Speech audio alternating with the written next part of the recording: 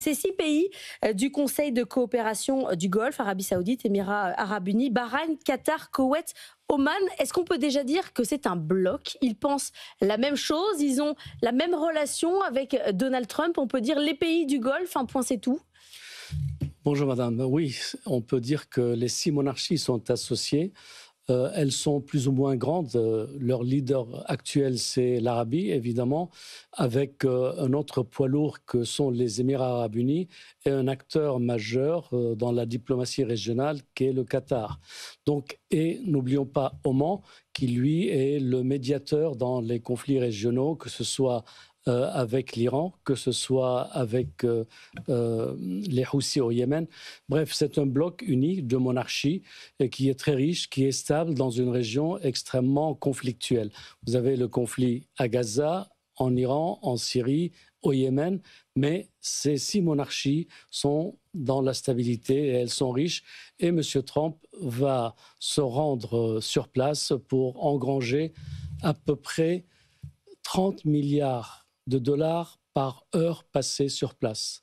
Par heure. Par heure. Ça veut dire à peu près 72 heures. On est autour de 2400 milliards de promesses d'investissement et de commandes sur les 5 prochaines années. Caroline. Lors de son premier mandat, Donald Trump s'était rendu pour son premier voyage à l'étranger en Arabie Saoudite. Ça devait être le cas cette fois-ci également, sauf que la mort du pape a fait qu'il a dû, il a assisté, il s'est rendu au Vatican. Quelle est la signification de ce déplacement? Est-ce que ça nous dit combien il espère, il attend de cette relation pour ce nouveau mandat avec Riyad? Il arrive en terrain conquis et il a une promesse de victoire facile sur le plan économique parce que sa diplomatie a été erratique.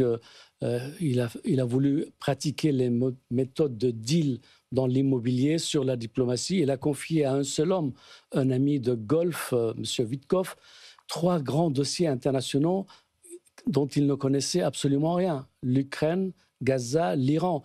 Donc jusque-là, les 100 premiers jours et quelques n'ont pas apporté du succès. Ce voyage va faire le buzz et M. Trump va pouvoir dire qu'il a rapporté beaucoup d'argent, lui qui ne rêve que d'argent, qui ne réfléchit qu'à travers l'argent aux États-Unis.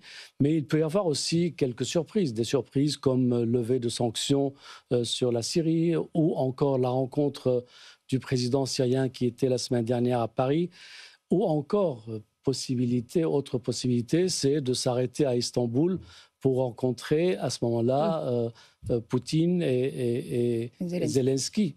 Donc voilà, il veut faire le buzz. Déjà, ce qui est acquis, c'est le 30 milliards de l'heure passée sur place.